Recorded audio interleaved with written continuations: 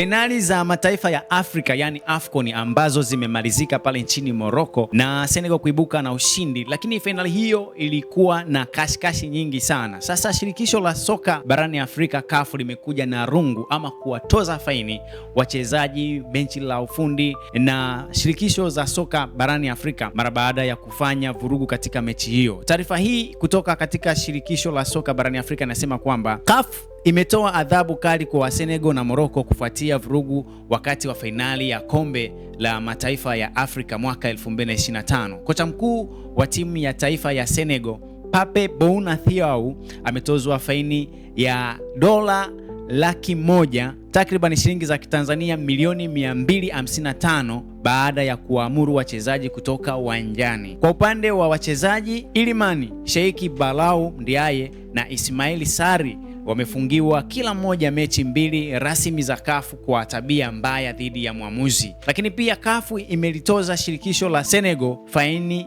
$300,000 shilingi za Kitanzania takriban 768 kwa utovu wa nidhamu kwa mashabiki wake na dola nyingine $300,000 kwa tabia ya utovu wa nidhamu kwa wachezaji wake na wafanyakazi wa kiufundi. Kwa upande wa Morocco, beki nyota wa kimataifa Achraf Hakimi amefungiwa kucheza mechi 2 rasmi za CAF.